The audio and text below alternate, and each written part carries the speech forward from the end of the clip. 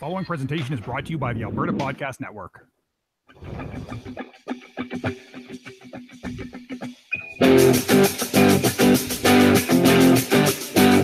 Welcome to the Northern Nerdcast, the podcast that showcases the geeky, nerdy people, groups, and events in and around the city of Edmonton.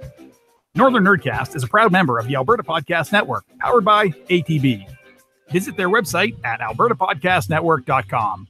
If you like the show, we invite you to share it on all of your social media platforms and help grow our community of geeky, nerdy people, groups, and events in and around the city of Edmonton. Would you like to be a contributor to the show? For more information, visit our website at northernnerdnetwork.com. And now, here's the host of the show, Dan Schessel. All right, so welcome back. Once again, welcome back, Chelsea. Hey! We are so glad you're here today. I don't know what the show would be without you. Oh, shit. So we're glad to have you back. And joining us once again, we have none other than Ben Yendall. Oh, thanks for having me. Hi, Ben. I feel like I need one of those cheer tracks. Yeah. And the crowd goes wild. So we're super excited to have you joining us tonight for our 101 episode of the Nerdcast. Yeah, And our awesome. first guest of the new year. Yeah. Thanks for being here, Ben. Awesome. It's always nice to be a part of Nerd 101. Wow. That's the start of our year right there. All right, so we are super excited to have Ben joining us today. We are going to talk to him a little bit more about some of the shows that he has, some of the podcasts that he does. We've talked to him before about them, but we like to check in every so often. As well as we're going to talk a lot, I would say, about Star Wars. So I don't know if we're going to end up in spoiler territory, but I think we should be okay at this point. I mean, normally I'm the spoilery one of the bunch, but I have yet to see it. If you guys want to talk about spoilers, I'm cool with that because I'm not a care about spoilers kind of person. It's on my list to watch anyway, but you don't have to worry about any spoilers coming from me this evening. So dodged a bullet on that one. Yeah, so I think we're okay. If you are going to be watching or listening to this episode, be warned that there is possible spoilers. But I mean, ruin Star Wars. Truly, if you are listening to this episode, you probably have either seen it already.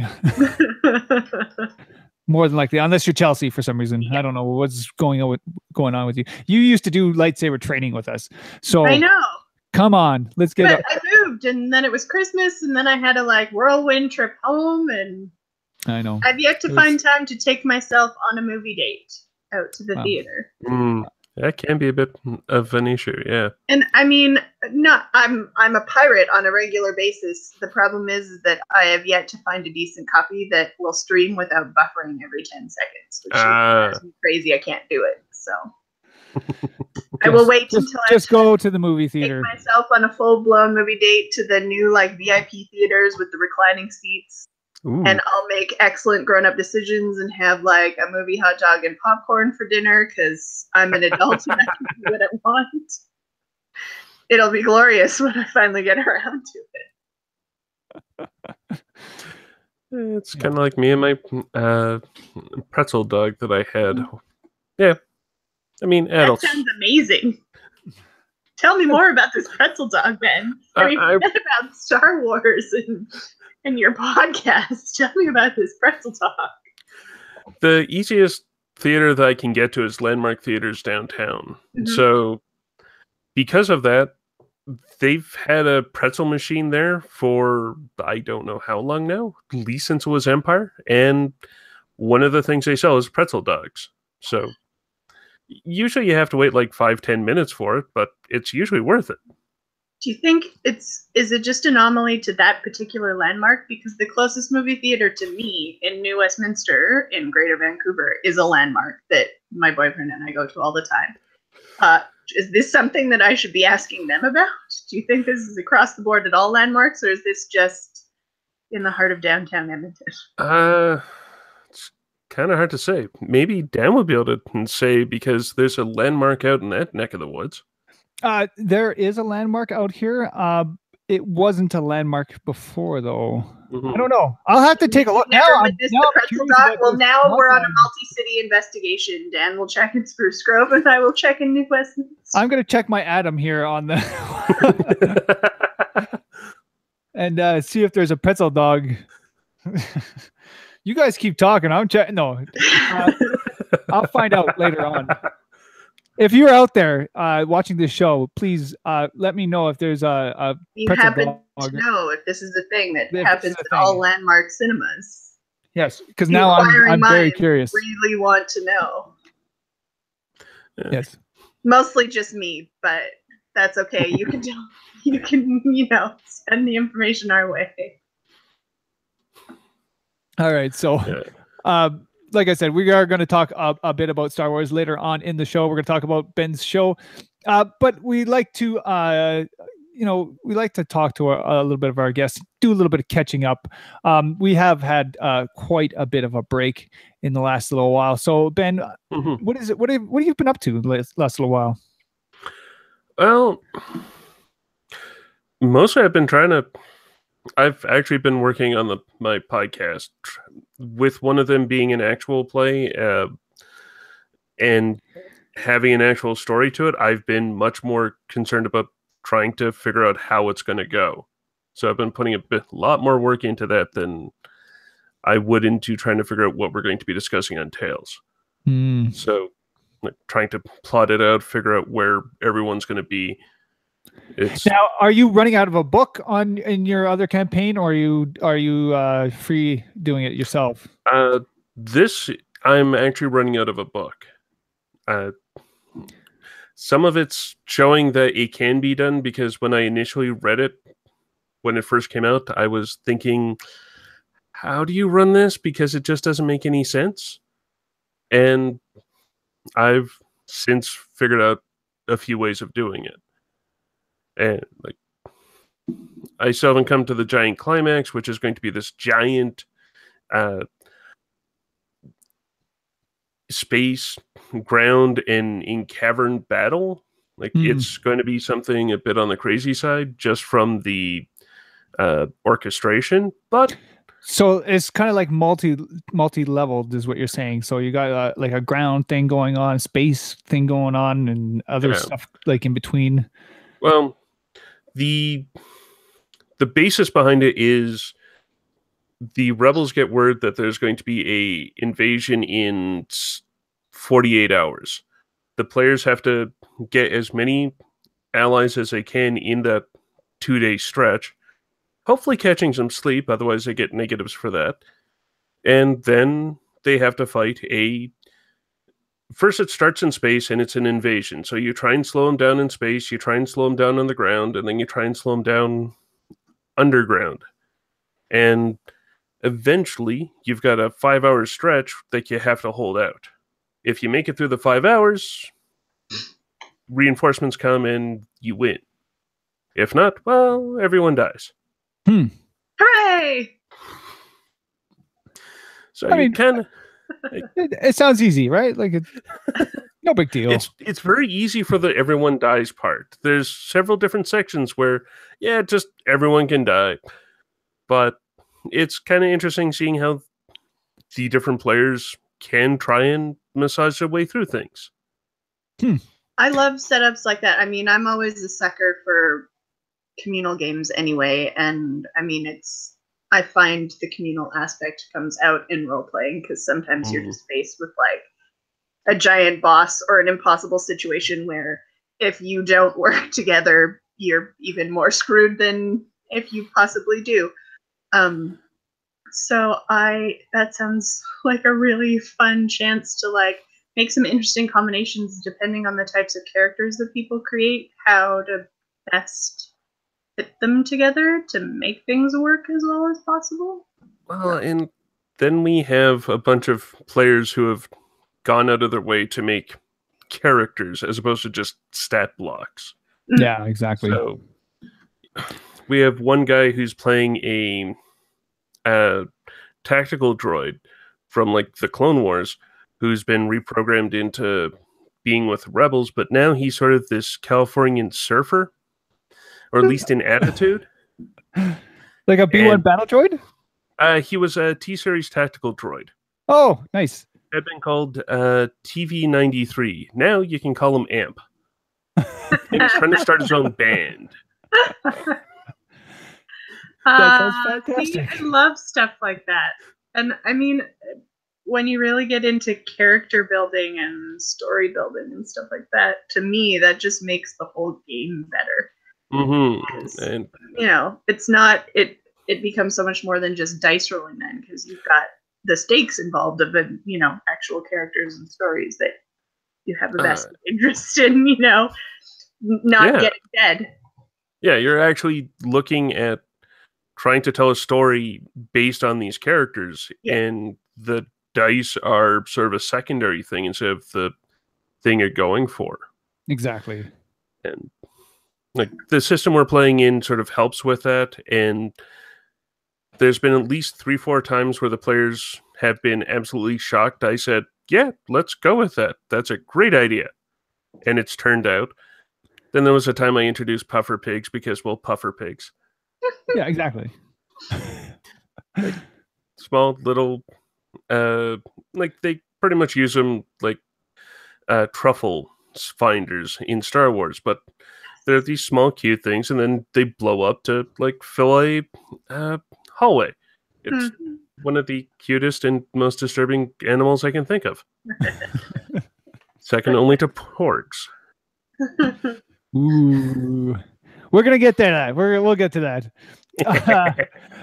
Chelsea, how was your bit of a break? We haven't talked in a. Well, I mean, we've talked, but I mean, yeah, it's been good. It's been a bit of a whirlwind. So I've tuned in with all of our lovely various co-hosts for episode 100, and then the break hit and the holidays hit and all kinds of stuff happened. We did some just before our 100th episode at the beginning of December. As I mentioned, we moved, so there was more unpacking and setting up and all of that, and making our new house more like our new home, which is chugging along nicely. We've got a few more things here and there that we want to do, but I'm mostly unpacked now, which is nice.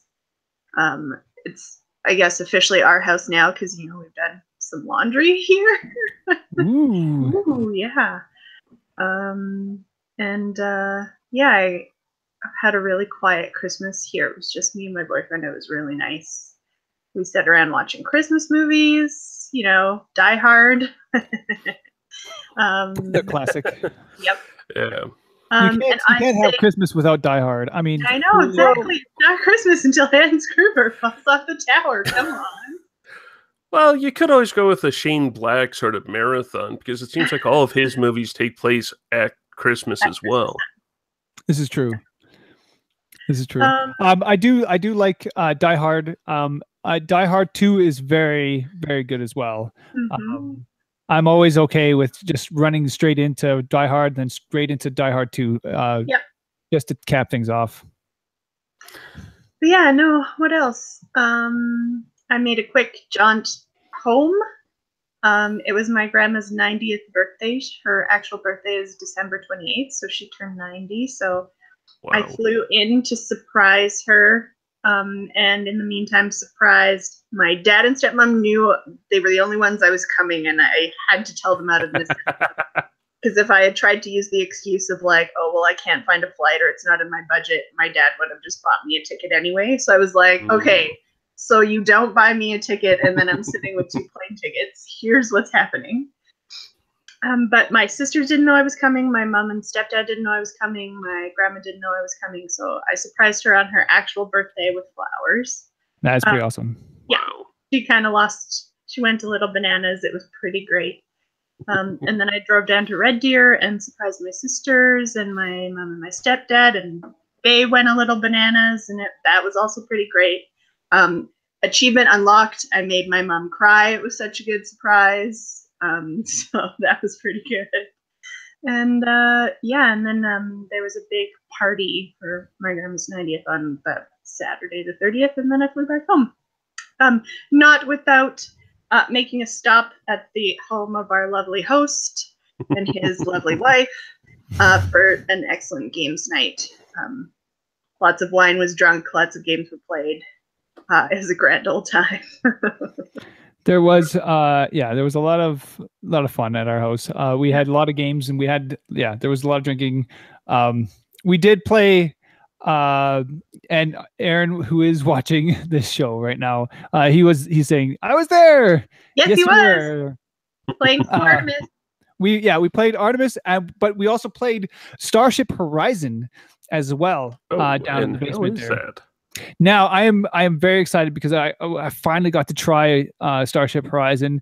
I think it's very good. I think they still need a little bit more work with the system that they have. I think it's right there.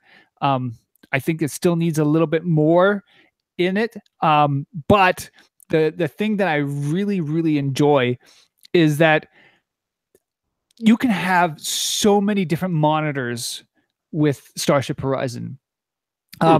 Now, the nice thing about Starship Horizon as well is that I can have it running off of my one PC, and everybody else can just, as long as you have a web browser, you can connect into the game. Oh, nice! Very nice. That you makes it to actually physically download anything onto like everybody needs a downloadable copy on their own laptop. Exactly. So nobody needs another copy of this game.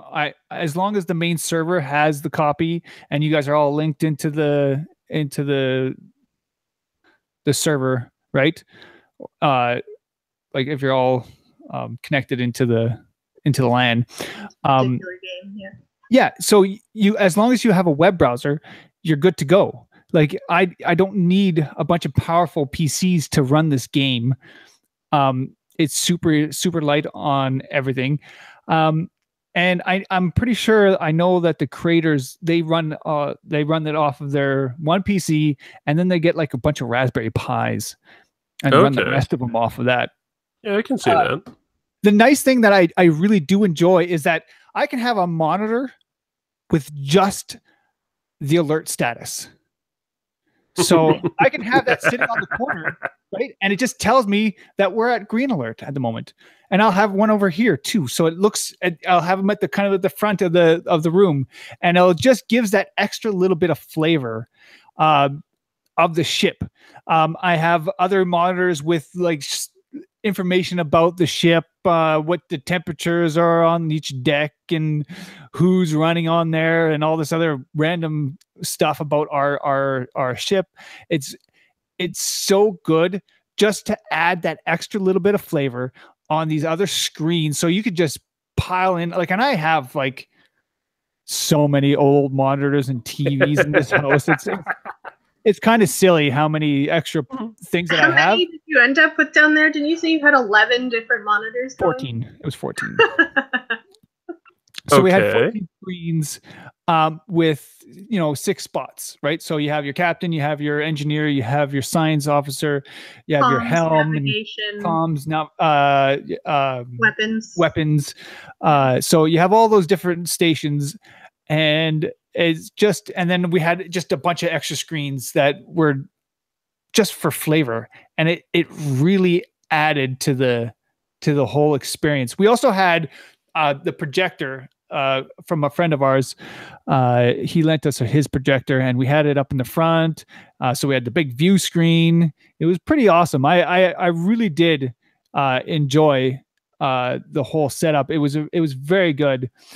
We did shoot a lot of enemies. Complete with shot a lot. Aaron's saying that we shot a lot of ships that may or may not have been enemy ships. Once again, we did a little bit of drinking. And our weapons officer was a little bit trigger happy. she was a little trigger happy, and she was a little bit more drunk than everybody else was. Perfect. So Sam, we love you, Sam. Yeah, and she was also on our 100th episode. So if you want to go back and see who Sam is, so she was very trigger happy.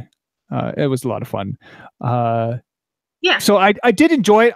I still think that there are things that need to be worked on in the system. I did the creator actually tweeted me back and said, "Hey, we are coming out with some more stuff. Be prepared." I'm like, okay, I'm super excited because this system is something I really like, and I'm super into this. So I'm hoping for more from this, and so we'll see how it goes.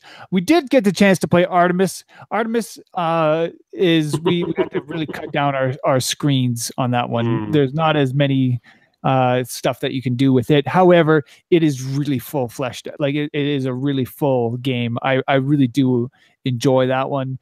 I don't like the thing I have always not liked about Artemis is the space zone or the sector that you always fly in. It's just always feels too small.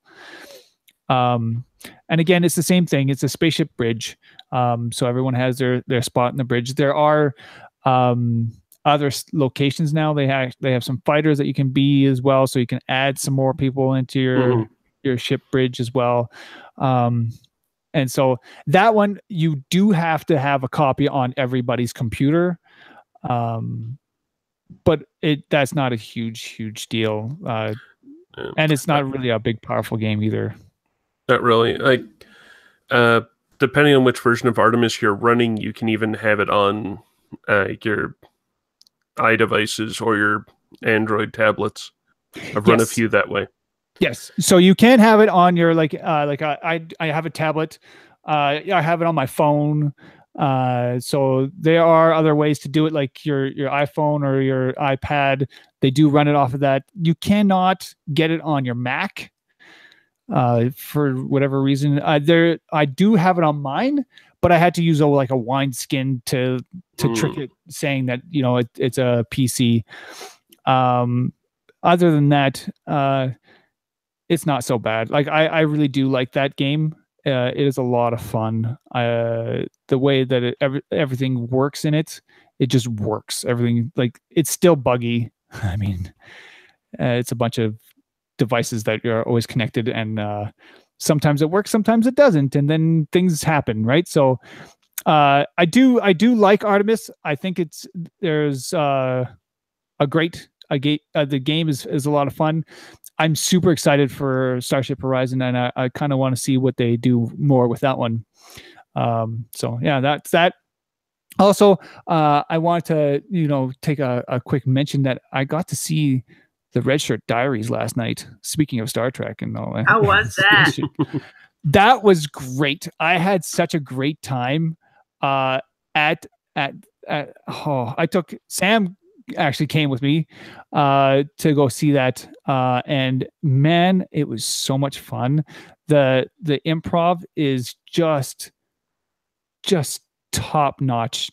Like, I mean, if you want to go see just a great show, and you really want to just I don't know, just have a really good time, it's like $14 for the night, and it's from 7:30 to like 9 on Saturday. Nice. Or 9:30. Rapid Fire that's putting that on? That is Rapid Fire. That is puts it on. And yeah, I mean, and like the Red Shirt Diaries was such a great show. Hang on, I want to just make a quick mention of something really quick. I don't know what happened. You can go back multiple times because it's improvised. They use the same skeleton, but it'll be a different show every Saturday that they run it, which is the great part about improv. Yes. Rapid Fire is amazing at what they do. They've been doing improv a really long time, and they're really good at it. Yeah, and the thing that they've got going on right now is that they're bringing in special guests for each one of their episodes right now. Yeah. So I know Mark Meir will be one of the episode's special guest. They have Don Iverson coming in for one of them. I would like to say the other ones, but I really don't know what they are right now, and I'm trying to find them. Who was the special guest the evening that you went, Dan? So, and that's the other one I'm trying to find right now as well. So what it was is it was from Star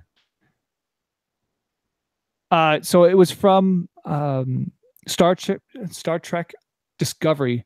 One of the girls, I think she's the Klingon in Star Trek Discovery, the female Klingon. Awesome. She's absolutely amazing. It was so funny. She was so great. I mean, it was just it was such a great night. I'm trying to come up with the name here, and I know it's here somewhere. Oh man, where did I see it? I had it earlier. Anyways, oh yeah, so here it is. Clara McConnell, that's who she was.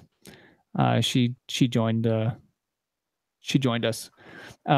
for this rapid fire theater, and it was such a great night. I didn't get a chance to actually sit down and talk to him. I really wanted to go in there, but we did have to take off right away. I'm going to try to hopefully contact them at some point and try to get them on the show here, because yeah, they're fantastic. I mean, if you you definitely one of those shows that you need to go and check out if you live in Edmonton. Do yourself a favor. It was such a great time. All right, so let's quickly take a 2-minute break here, and we'll talk a bit about our sponsors. And then when we come back, we'll ask Ben all kinds of questions. Put him in the hot seat.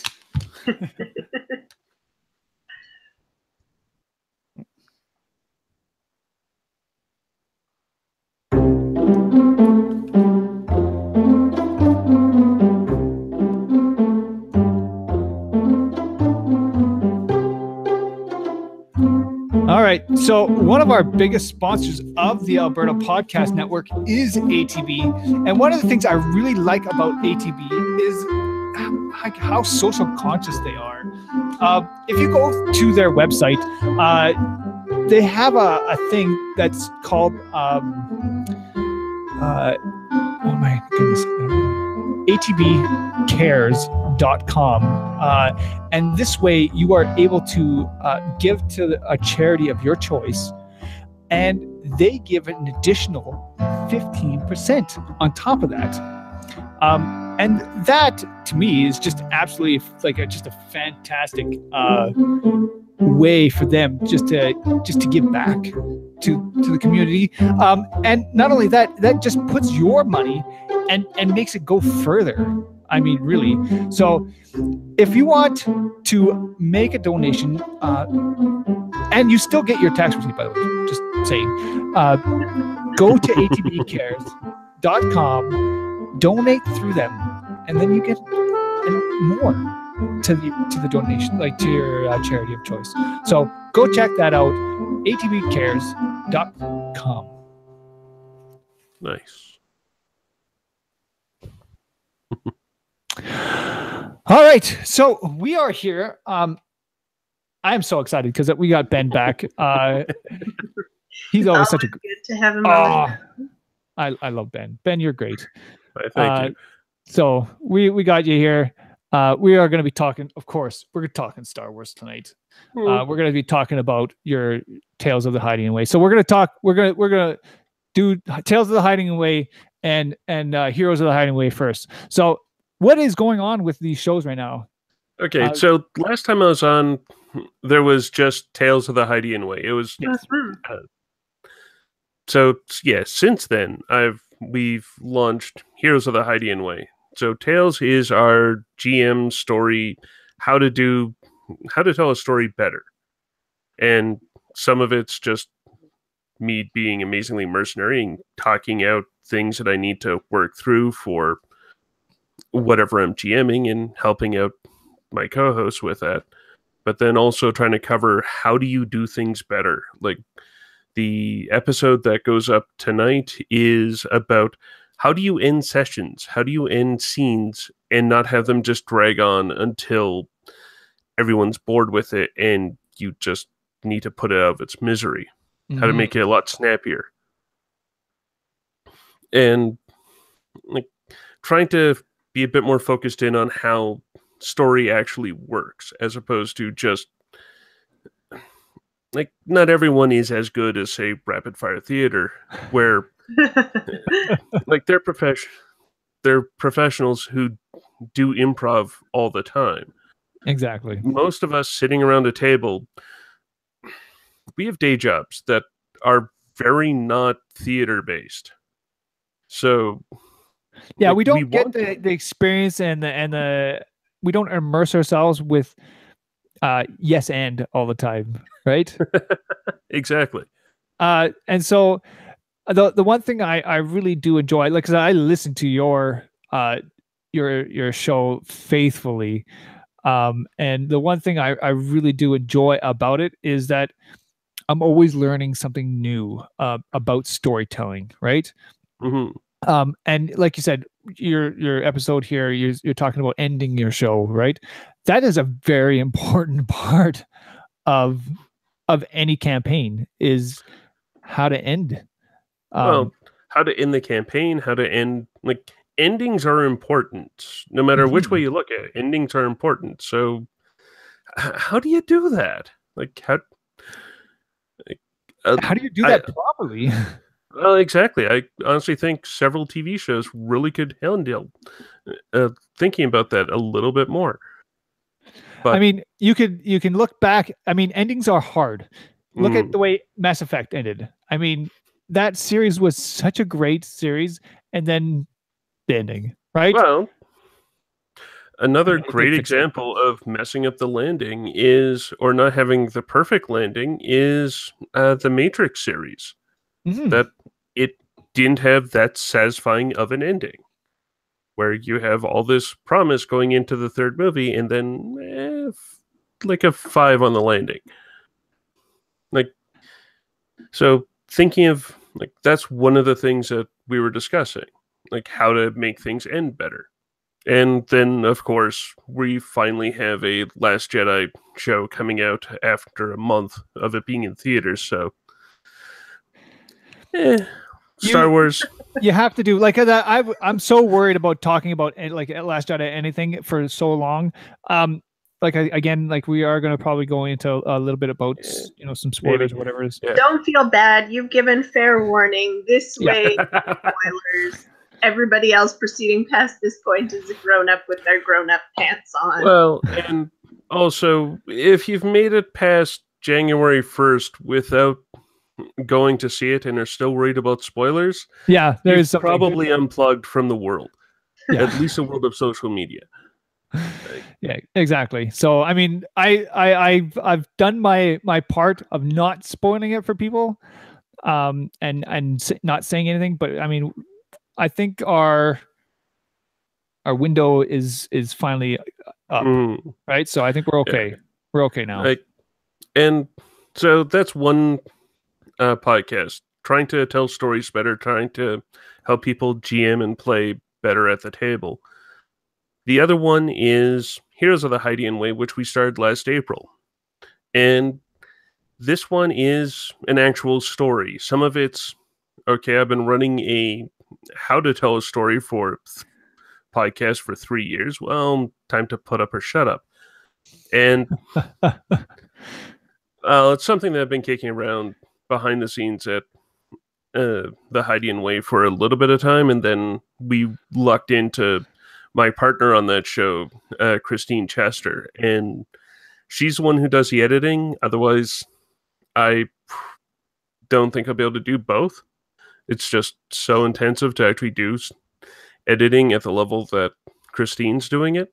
Mm-hmm. And she's tossing in sound effects and all the other fun stuff. And like, I'll GM it, run the actual sessions, and plot out everything, and she's the one who does the editing. So a nice division of labor there for trying to make it so that it isn't too straining for either. And this one, we are running an adventure from Fantasy Flight Games. So we have one of the published adventures. We started with one from the FFG Age of Rebellion GM's kit called Dead in the Water.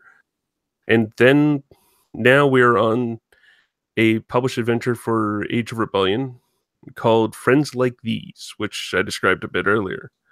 And we're trying to show off that you can, you can do this at the table. Yeah, some of it may seem a little clunky, or it may seem a little head scratchy to try and figure out how to do it. But yes, you can do it. Now you're running out of a book for these episodes. Can you tell me about what it takes to adapt a story from a book to the table? Like, how do you go about doing something like that? Because I mean, it's not just like you just take the book. Okay, guys, we're going to open the book today and see where we're going, right? Oh no, you have players, and players are nice little randomization engines. And then there's the dice as well, but players are players, and people will do whatever you think that they won't. Mm-hmm. Pretty much, there's no way around it. If you put a random crate in front of them, they're going to want to know the entire backstory of this random crate.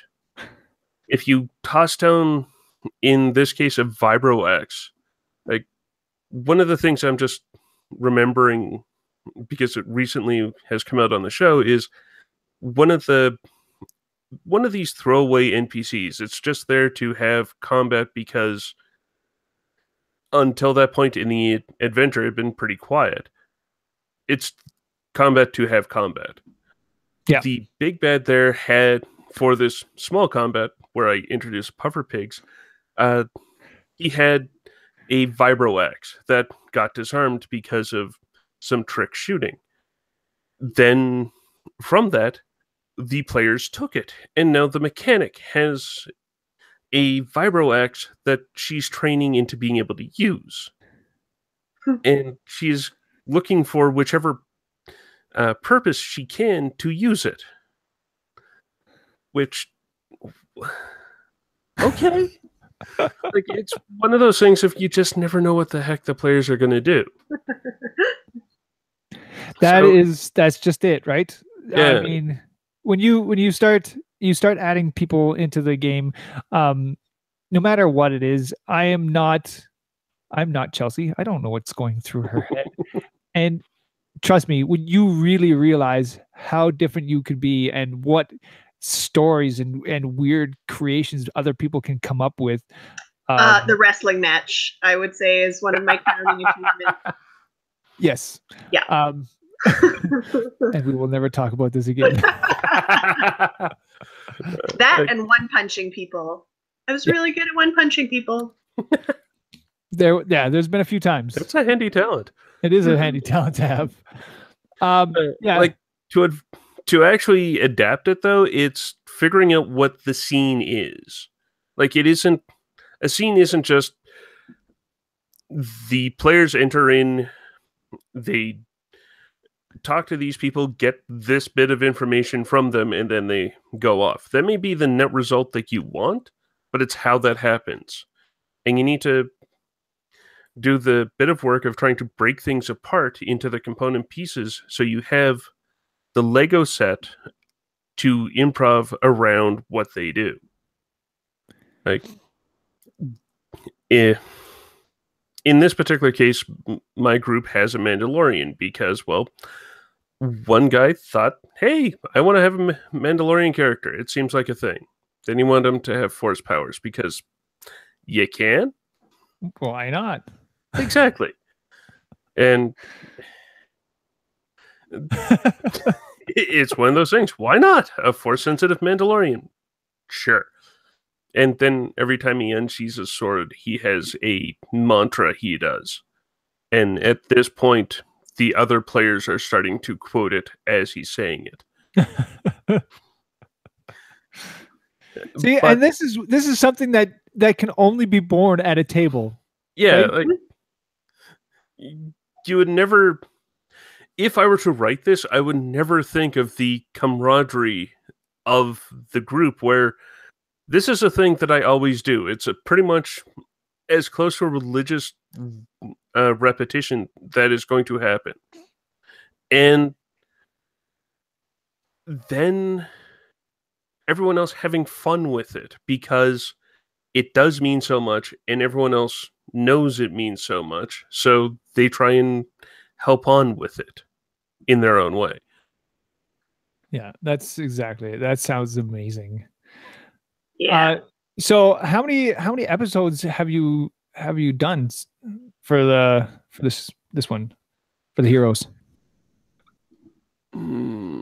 I would, for heroes, we are in the 30 range. We started back mid-April and we've been going every week since. I'm actually a little impressed that we haven't missed yet. Just because like we've had a few cases where we've come a little bit late, but Christine has done an amazing job on that. That's awesome. Yeah. It's much tougher to be editing a live play podcast than I'm guessing the other show. It is and it isn't. Like a lot of the stuff that's edited for it, because we're doing it as an actual play, so leaving in dice rolls is a thing. Leaving in the setup for things, we just Christine tries to take out all the stuff that makes it gets overly boring or is overly table talkish. Mm-hmm. For example, the 2 minutes where one of our players just melts down as she learns what a puffer pig is. Yes, that gets in at the end of the show because it's an amazingly cute thing, but we don't have it in the middle of the show because you just sort of keep her amazing squeal of glee and then continue on. That's awesome. Yeah. So I do want to talk some about the movie that happened here the last little while. At some point, you're vibrating like a giddy small child, Dan. I am. So because I've been dying to hear Ben's opinions on this. So Ben, what did you think overall of the movie? Overall, I thought it was one of the better Star Wars movies. It was one of the first ones in a long while that felt like it had something to actually say to it. And I can see why a bunch of people might not like it, but it really did. What it was saying was something that I thought was good. I really liked Finn's entire arc through it, and like all the stuff that went on with it. And then also there was a bunch of new ships, which I really liked because the new ships are pretty awesome. I'm gonna have to differ with you on the Finn part. I did not like his arc. I didn't like his arc. So I'll put my opinion just as overall. I enjoyed the movie. I think there were some great parts in the movie. But there are things in that movie that I just really did not like. And Finn and his whole arc was one of those parts, and I can understand why they have it in there. But there are things that drug on for too long, and they didn't really do what they wanted to do. And nobody in that whole movie felt like they did anything that they were supposed to do. That was kind of the point of the entire movie, is sometimes you fail. Sometimes you fail big. Sometimes you fail at monstrous levels, but it's what happens after. Do you get up and keep going? Do you completely mess up everything? And then do you try and keep going after? And like on the surface level, you've got Finn's arc, which is trying to get to set aside one of the new technologies that the First Order has perfected, that has been seeded in a lot of other Star Wars shows and movies. Mm-hmm. But Finn's arc in that is, it isn't about trying to get this stuff. It's learning about why you fight.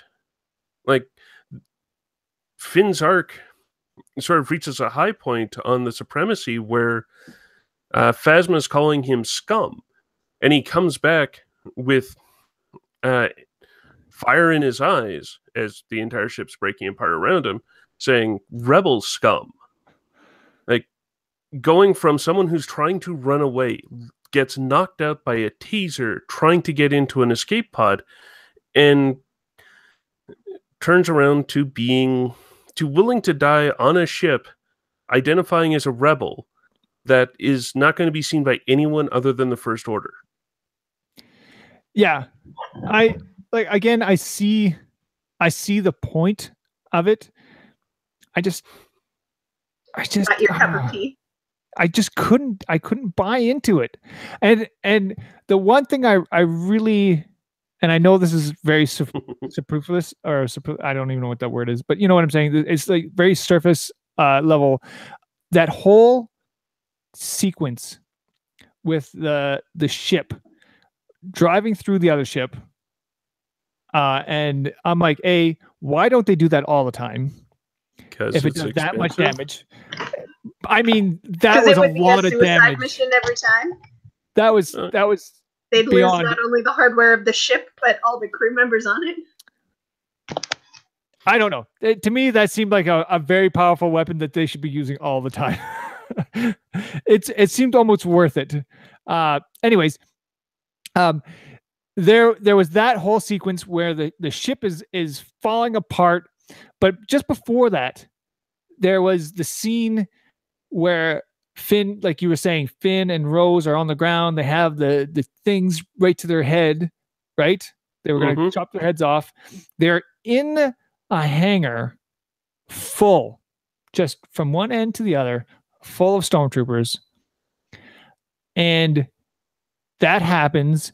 And then all of a sudden, they're in an empty hangar. And nobody's in there except for them. And then from another room, Captain Phasma walks in. I'm like, where did she go? At what point did she leave that room? And I know this is very like surface level, but continuity editing errors that just took pulled me out of that whole scene where they were in this room full of stormtroopers and nobody's in there anymore. It's just them. And Captain Phasma comes from another room she was standing right beside them. And I'm sure they all got tossed around all over the place, whatever. But that seemed a little weird. And then at one point, she knocks him off into this pit. He comes up on an elevator and she gets crumbled. She's on solid ground and then she falls through the floor. Because the ship was falling apart? He's on the elevator. Why didn't he die? Because he fell a floor? People can live from falling like a floor down. I know, but the elevator, why didn't it crumble? Like, it's an elevator. I don't know. It was a weird thing where I'm like, he's on an elevator. That does not seem like the most sturdiest of things. And she's on more solid ground. And she's falling through the floor. And at that point, I'm like, if that floor is falling, then that means the vacuum of space is opened up, but he's not getting sucked through. And then BB-8's flying around in this little ATST thing. And he's on the same level as everybody else, but then at the end, they're on a different level, and I don't know. I was just so, I know it's very surface level, but that was a whole sequence where I'm like, this does not make any sense to me at all. But once again, I remember walking out of the movie the very first time, and I'm like, why don't I like this? And I couldn't quite understand why I didn't like it. And it like, I even turned to Trina. I'm like, there is something seriously wrong, because there was some great moments in that movie, like the whole bit between Rey and Kylo No, was, in the entire movie, he was Kylo in like the first 5 minutes and in the last 5 minutes. Otherwise, he was Ben yeah, Solo. yeah, and he was Ben Solo. So I mean, those moments between the two of them were amazing, right? I loved the connection. I love what they had going on. I felt cheated out of what's his name? Snoke? I felt cheated out of that. Like that whole death scene. I felt like I understand. We're gonna build you up to be this huge, all-powerful, terrifying guy, and then where? At what point do they build him up? He force slammed what's his name from like across the galaxy. He like toys with Kylo. Like he's crazy. I'm like, this guy is insane.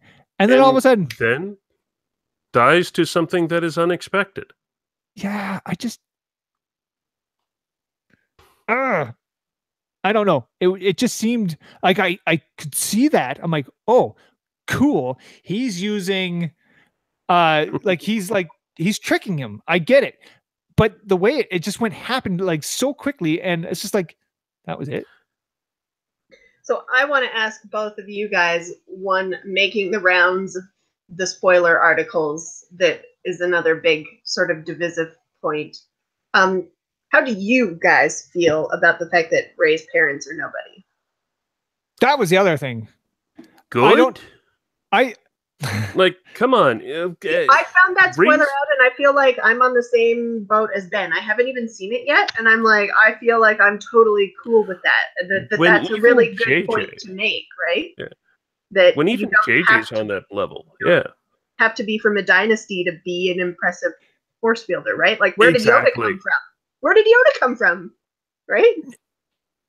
Exactly. And I'm fine with that. And again, I just, the whole, like, I did go see it a second time, right? Like I took my kid to see it. I appreciate the movie more the second round, just because I can see more of it, and I don't know what the first time I watched it was, I don't know, like I had an issue with that whole Rey bit. But I didn't care that she was from nothing. I felt like she came from something else, right? Oh. Like I wanted to, like, I understand her whole being is, where am I from? Like, who am I? And I like the idea of her being from nothing, right? She is her own person. She is the one creating her own self. Mm-hmm. And that, to me, is a great story in itself. Like, even when she went to go see Luke, and he's like, who are you? Like, why are you here? Like, out of anybody else in the galaxy, why are you here? And to me, that was the moment where I'm like, yeah, why is she here? Right? Like, she honestly, she hasn't done anything. Like, she did all this other stuff on the planet, but I mean, really, she just showed up to the rebellion. Yeah. And they sent her. And it was just one of those weird things. I'm like, oh, why? Like, I don't get it. So it's the same reason why Luke, in the middle of a Hoth Winter or Hoth Blizzard is getting told to go to Dagobah. He needs a bit of training. She needs a bit of training. And the mismatch between the two, what the expectations are, is the entire talking past each other was one of the very interesting points. Like, one of the other complaints I've heard is that the amount of time she's actually training with Luke, or at least that we see her training with Luke, makes her seem even more Mary Sue-ish than she did in the first movie. That's another complaint that I've heard. That it's like, she shows up, she's barely there for any time at all, and then she's even more amazing than before she got there. She fights once. Yeah, I just don't see that one. Yeah, like to me, she doesn't really learn anything from Luke.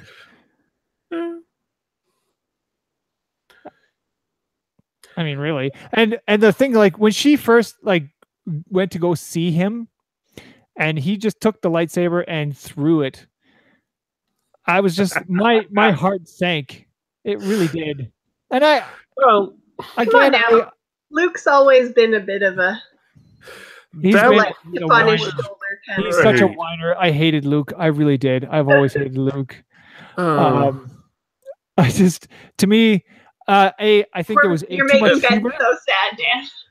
I think there was too much humor, and I think for him to toss something that was something he lost. Like, he got his hand cut off. It's one of those things of, I'm almost surprised they didn't ask, did you bring the hand? Yeah, like where's the hand? But consider you've got two options for the joke. You've either got him tossing it, showing that it means nothing to him because it is from 30, 40 years in the past. Yeah. Like, it's kind of like that creepy guy who had the present from his ex under the Christmas tree for 40 years. It's something from the past showing up after that amount of time probably has very little meaning. To me, he has gone on. He may have moved on, but I've been like, if it was personally, if it was myself, I'd be like, where the hell did you get this from?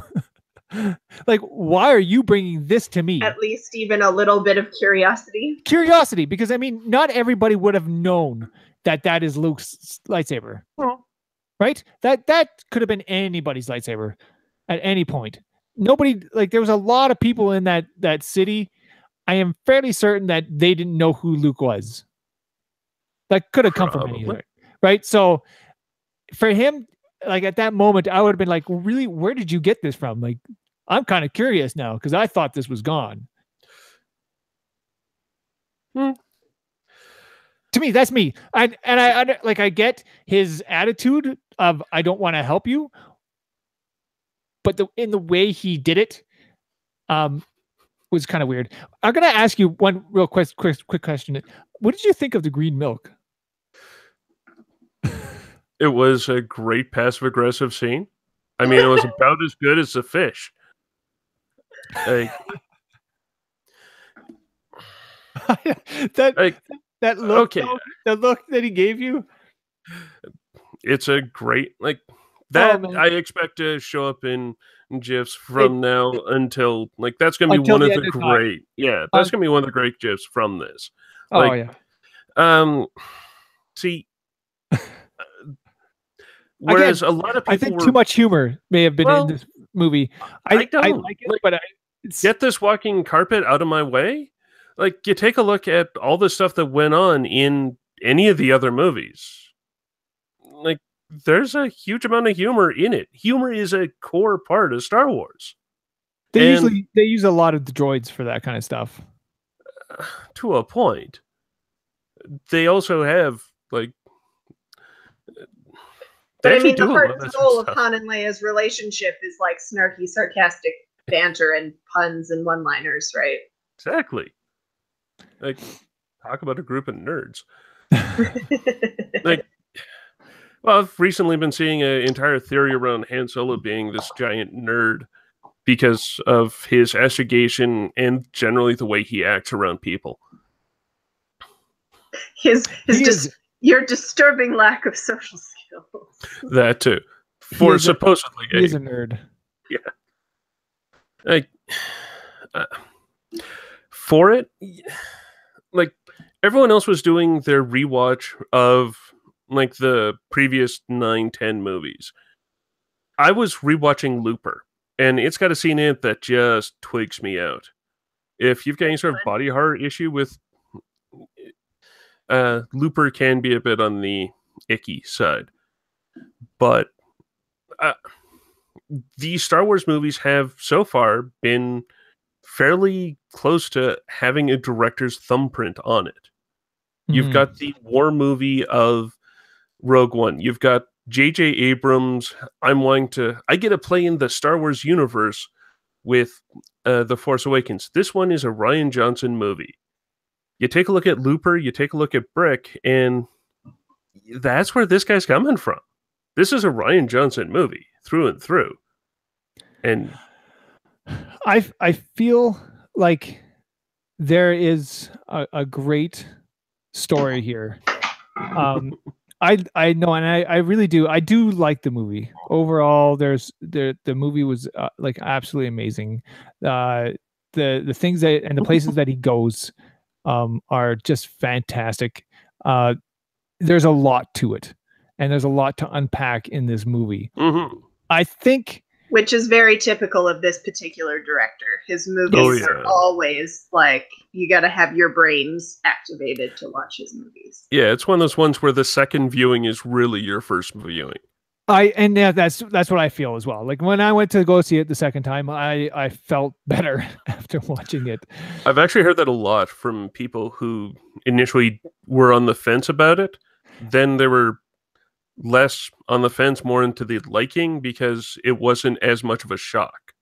Yes, and I think that's where a lot of my initial thoughts came from, was the shock value of everything that happened during the movie, and being able to just kind of sit there and watch it for the second time. I think I was able to unpack a lot of it and really understand a lot more of where it goes and what it's trying to do.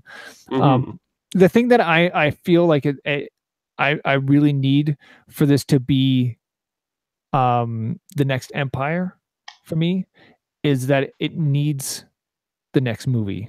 Yeah, right? It definitely does need to stick the landing. Like, really, I'll definitely say that, like, to go back to the Matrix the Matrix mention that I had earlier, that second Matrix movie had a huge amount of potential to it, but then the third Matrix movie happened and it didn't completely live up. The thing that I'm really looking forward to is one of the other things from a semi-trolley side. This movie really cuts the legs out of anyone attempting to do a Return of the Jedi style thing. You can't. No, like, there's no way. There's no way. They neither side has anything. Well, who knows what the First Order has? I mean, they had that giant ship. They had that, and I think that was the last thing that they had. As far as I could tell, that they were throwing everything they had at them. And I think what we end up at the end of the movie is what both sides end up with. Well, from my understanding of the way like watching it through the second time, I'm pretty sure that's the way it is. I think that's what the First Order had, and I think that's what the rebels had. But I mean, if the difference between this movie and the first movie is any indication, it leaves everybody wildly speculating, and who knows what will happen in the third one, right? I think that's where we're left at. We can speculate all we want, but we really have no idea what's coming. And that's as a good place Aaron, to be at, so as an audience, right? As Aaron in the chat says, there has got to be a multi-year jump between. There's got to be like a New Hope to Empire jump between. Yeah, and I agree, because during this one there was no jump. It was straight. Yeah. It was straight from here to that there. That was entirely on account of Ruddy JJ and the lightsaber scene. Like, that was from a writing in a shared universe endpoint, that's almost a jerk move to do. Like, that's sort of another reason why I like the tossing the lightsaber over the shoulder bit. And then also the Porg scene with it was amazing. You can tell that one had to be redone as a shot. What did you think about Porgs? I love them. Oh man, okay. The Porgs, I really enjoy the reason why they're there. Mm. So if you go into the actual reason why they actually put them into the movie, the Atlantic puffins are highly endangered, and they're on Skellig, whatever it is. Yes. So the puffins are on that island, and they needed to find a way to cover them up because they couldn't get rid of them. They couldn't shoo them away, right? You couldn't shoo them away. You can't get rid of them. So what do? You put puffin porgs. You slap some Hollywood magic on them. Yeah. Exactly. And so the one thing I don't understand is I don't think those birds can fly. To my understanding, the long distance shots are of the puffins flying. I mean, I don't think they actually are penguins. No, the porgs can they fly? Because I mean they don't look like they have very big wings. But in the long shots they like flap. They've got the. Like, is that them flying around? I'm pretty sure those are actual puffins that are flying. Yeah, like the long shots are the actual puffins flying. Yeah. The porgs, well, they're cute. I mean, they're better than the Fathirs. I think that the giant cat horses things, which were disturbingly cute. At least as far as cats go. I think people are taking this porg thing a little too far. That I would agree with. But I like the puffin. I like the porg. Sorry, but I mean, come on, people. And my kid is super into the porgs right now. He is all about porgs. He wants a porg everything right now. Hey, something had to take over from either Jar Jar or Ewoks. I'm so glad the porgs are harmless. Yeah. At least they're not. At least there's not Jar Jar. We'll go with that one. Yeah, that's fine because you're about my age. The Jar Jar for a younger set actually isn't as annoying. I know. My kid likes Jar Jar right now. Yeah, I'm like, oh my goodness, please. Oh, it's okay. It's okay. He's little. He's little. He likes Jar Jar. I get it. It's fine. The fun part is that in, what is it?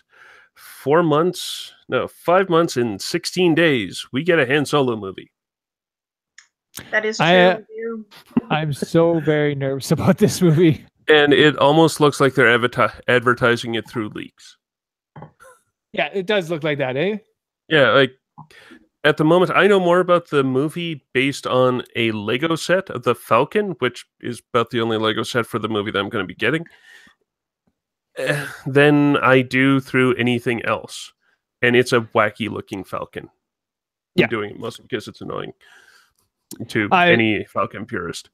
I'm going to have to tell, we are way past our time. So I do need to cut into another break here right now.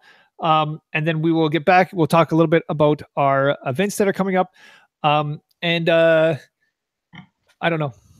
We'll, see, this is what happens when we may have to do it. We may have to do another episode of this for hours and hours. This is it. All right, so we'll take a quick break and back right after this.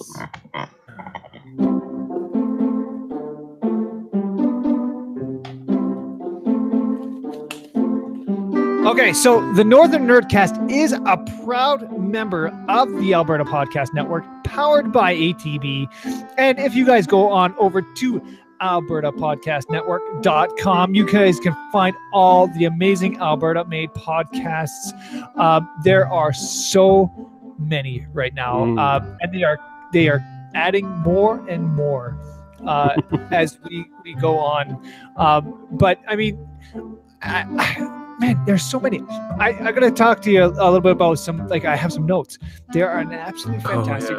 They're great, aren't they? Yeah. Ben, have you listened to their show at all? Yeah, I got into it with the Die Hard 2 one, and then I've just slowly been going back through their back archive. It's great. Yeah, I mean, it's fantastic. They take a movie, usually it's not a great movie, but they find ways to like punch it up. Like, what would I have done better, right? And some of the episodes are absolutely fantastic. Mm-hmm. So yeah, that is definitely something to go check out. But there are so many other, like, there's if you're looking for almost anything, the Alberta Podcast Network's got you covered. Oh yeah, like from Alberta-based politics with to like just some really good. What are the other ones? Like High Level Showdown. Yeah, High Level Showdown's good. Yeah. But like also Walkcast is kind of interesting, which just showed up. Yes, I know. I've heard about that one. I was going to check that one out. Yeah, it's just starting in. That one's actually pretty good. Modern Manhood's on there, which is a great show. Yes, that one is done by Jermaine. Yeah. I don't even know how to say his last name, and I know I keep messing it up. Villegas. It's awesome.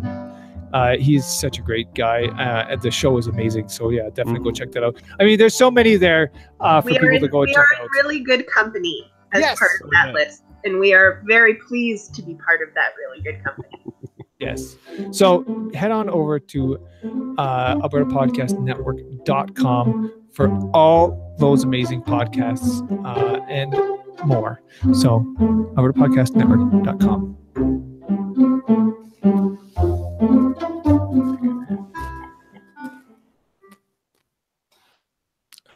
Okay, so we are, like I said, we are super over time. Yeah. But like, I mean, Ben, I can't. If I could sit here all night and talk with you about Star Wars, I would. And maybe we will later.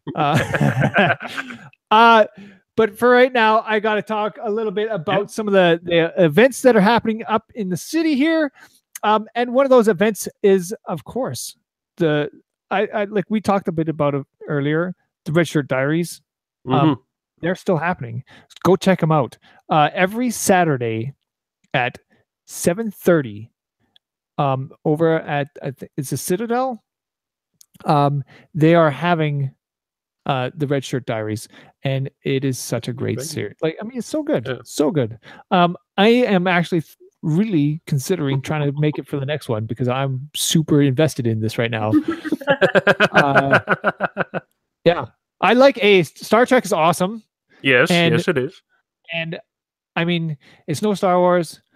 Star Trek is awesome. Them's fighting words. You seriously can get me talking as much on Star Trek as you can on Star Wars. Yes, and that's the thing, right? Like, they are two different things. Oh, yes. People used to like compare them all the time. They're not comparable. No, they're not. They're not comparable. All right. So, two different things. I love Star Trek. That Star Trek is amazing, and Red Shirt Diaries is also amazing. So funny. Go check that out. Rapid Fire Theater. They know what they're doing. We also got a drop-in pen and paper night at the Gamers Lodge, and this is happening every Monday. I mean, if you're into like RPGs at all, and you want a good place to go and hang out and really get into like tabletop RPGs, this is definitely a good place to do it. Yeah. Moving along, we got Edmonton Story Slam is happening on January 17th. And this is happening at the Mercury Room. And yeah, it is definitely it's 7:00 to 9:30. And this is like just a quick, I think they're 5-minute stories everybody comes up and talks about. And I think at the end, like when I went, they all vote on who's the best story, and it was awesome. Okay. I loved it. It was great. And it's just a fun night to go in and hear some people, and it could be pretty much anything. Like they run the gamut of different stories, and it's just great. So go check that out. Story Slam, and that's happening at the Mercury Room, January 17th from 7 to 9. We got the Taste of Animathon. Oh yeah, that's happening on January 19th to 20th, and this is a nice little, just a smaller version of Animathon in the middle of the winter. It's great because, I mean, what else are you going to do, right? It's cold outside. It's January. So let's go and huddle in the Shaw Conference Center and check out some anime stuff. And there are so many things to go and see and do. Animathon is a fantastic, I love Animathon. It's one of my favorite, honestly, it's one of my favorite events that it happens in Edmonton. The people from Animathon are absolutely amazing. So that's definitely something to go and check out. Moving along, we have January 25th, we've got Dark Matters. This is the Game On Dark Matters. And this is happening at the TELUS World of Science. Oh, right, yes. Yeah, they have this is kind of like the after dark thing that they have going on. After dark. This is after hours. And this happens at 7 o'clock to 10 o'clock. Okay. This is, the theme is gaming, right? So they'll have all sorts of escape rooms and board gaming and video games. I know that Extra Life will be there on site. They'll be doing some gaming stuff. I think they let you go into the IMAX theater. They'll have some video games going on in there. It's gonna be awesome. Just saying. I think last time I remember them doing Mario Kart. I mean, yeah, that's awesome. So Dark Matter is happening at the TELUS World of Science. Definitely something to go check out. January 27th, at the High Score, they have a Tournament of Power. So if you're into any fighting games, this is the time to show your skill. High Score, I went to High Score. It's a great little. This is at the the High Score pub. It's awesome. It's the esports bar, and yeah, it's great. And then we got, moving all the way into March. I mean, this is way down the line here, but we have Video Games Live coming to Edmonton. Get your tickets for that. Yeah, it's going to be fun. This is one of those moments where you want to be there for it. I mean, I love video game music, because there's some great music out there. And this is one of those chances to actually just, I've gone to Video Games Live once before, and it was fantastic. And it's one of those times where it's like, you just go there and you're like, that's Legend of Zelda, or this is that game. Okay. And it's great. So go check that out. That's happening March 30th at the Northern Jubilee Auditorium. That is it. Thank you, Ben, so much. Like I said, I could sit here for coming and talking to us, and thanks for having me all night, having just this great conversation with you. Epic Star Wars conversations with that. Yeah, we're super over our time tonight. That's the thing. Ben just can talk forever, and we love it. That's great. So thank you so much, Ben, for joining us tonight. And that is it. That is all. I want to thank everybody out there for watching and or listening to this edition of the Nerdcast. And I'll see you guys on the next one. Thanks for listening to the Northern Nerdcast. Northern Nerdcast is a proud member of the Alberta Podcast Network, powered by ATB. Check out their website at albertapodcastnetwork.com. For all things geeky and nerdy, including all of our social media platforms, go to northernnerdnetwork.com. Thanks again, and we appreciate your support.